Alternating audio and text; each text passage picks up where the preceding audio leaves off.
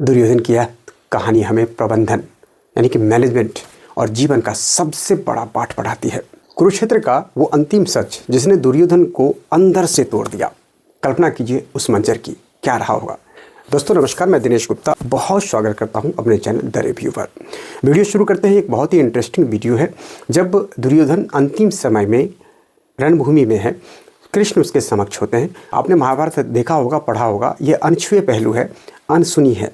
अगर इसको आपने पूरी वीडियो देख लिया तो एक नई तरह के ज्ञान आप अर्जित कर पाएंगे और आपको लगेगा कि बाकी में यही है और यही सही है। तो आइए वीडियो शुरू करते हैं। वीडियो शुरू करने से पहले मैं आपसे अनुरोध करूंगा कि भाई इस चैनल को आप लाइक कर दीजिए, सब्सक्राइब कर दीजिए, शेयर कर दीजिए। वीडियो अच्छा लगे तो शेयर करते रहिए ताकि यह महत्वपूर्ण जानकारी सभी के पास पहुँचे। शुरू करते हैं इस वीडियो को। कल्पना कीजिए कि वो मंजर कैसा होगा जब कृष्ण उनके सामने है। कुरुक्षेत्र का वो अंतिम समय है, अंतिम सच है जिसने दुर्योधन को अंदर से तोड़ दिया था। 18 दिनों के भीषण रक्तचाप के बाद कुरुक्षेत्र का मैदान अब युद्ध भूमि नहीं, शमशान बन चुका था। जहां कल तक शंखनाद और तलवारों की खनखनाहट थी, आज वहां केवल मृत्यु का सन्नाटा गूंज रहा था। टूटे हुए रथ, हाथियों के शव और रक्त से सनी मिट्टी के बीच कुरुवंश का अभिमानी युवराज दुर्योधन अपनी टूटी जंघाओं के साथ पड़ा था। उसकी सांसें अब उखड़ रही थी, लेकिन आंखों में पराजय की आग और हृदय में छल का आक्रोश अब भी धधक रहा था। तभी वहां श्री कृष्ण का आगमन हुआ। दुर्योधन ने कृष्ण को देखते ही अपना सारा विष उगल दिया। बोला, तुमने छल से मुझे हराया है कृष्ण। यदि धर्म युद्ध होता तो पांडव कभी नहीं जीतते हमसे। त्रिलोकीनाथ कृष्ण मंद मंद मुस्कुराए। उनकी मुस्कान में व्यंग नहीं, करुणा और सत्य था।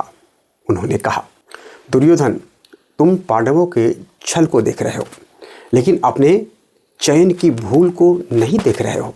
तुम्हारी हार भीम की गदा से नहीं, तुम्हारे एक गलत निर्णय से हुई है। वो एक निर्णय जो इतिहास बदल सकता था। कृष्ण ने उस राज से पर्दा उठाया जिसने मरते हुए दुर्योधन की रूह को कपकपा दिया। तो जानिए श्री कृष्ण ने क्या पर्दा उठा दिया जो झकझोर दिया दुर्योधन को। पश्चाताप के आग में डूब गया दुर्योधन।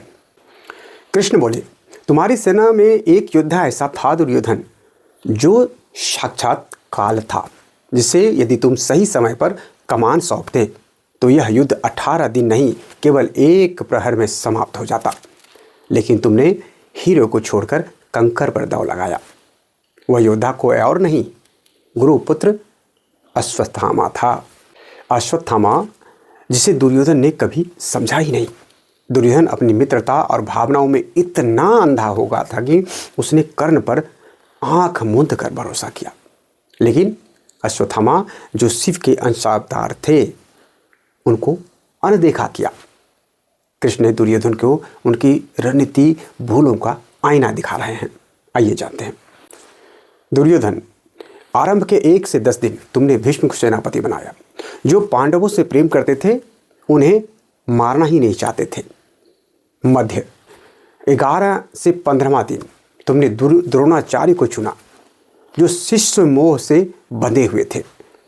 वो कैसे अपने प्रिय शिष्य अर्जुन पर अंदर दिल से कैसे प्रहार कर सकते थे।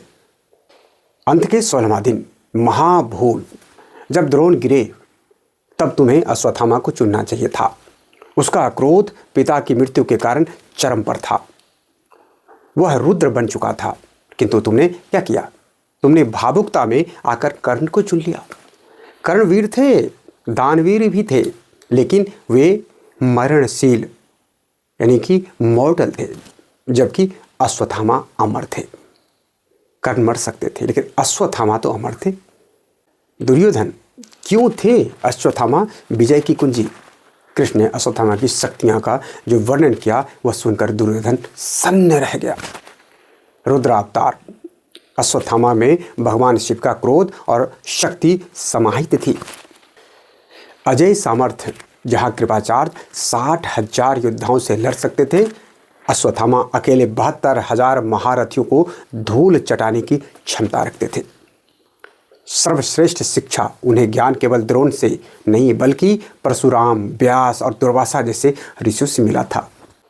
नारायण शस्त्र का ज्ञान अर्जुन के पास भी जिसका काट नहीं था, वह अस्त्र अश्वत्थामा के पास था।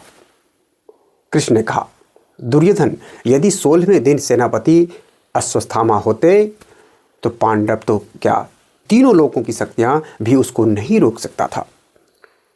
अश्वत्थामा जिस क्रोध में था सभी को भस्म कर सकता था। ऐसे ऐसे कई अर्जुन भी अश्वत्थामा को नहीं रोक सकता था। 18वें दिन की वो काली रात, दुर्योधन को कृष्ण की बातों का प्रमाण उसी रात मिल गया था जब वो मृत्युशैया पर अंतिम सांसें ले रहा था। उसने अश्वत्थामा को अपना अंतिम सेनापति घोषित किया और फिर अश्वत्थामा ने तांडव किया। अकेले अश्वत्थामा ने पांडवों के शिविर में घुसकर वह कर दिखाया जो 11 अक्षौहिणी सेना 18 दिन में न कर सकी थी। धृष्टद्युम्न द्रोण का हत्यारा का वध किया, शिखंडी और 5 पांडवों का संहार किया। 5 पांडव यानी कि पांडव का 5 पुत्र जो उप पांडव था, शिखंडी के साथ 5 उप पांडव का भी संहार कर दिया। पांडवों की शेष बची पूरी सेना को एक ही रात में गाजर मूली की तरह काट दिया अश्वत्थामा ने। जब सुबह दुर्योधन को यह समाचार मिला तो उसकी आंखों में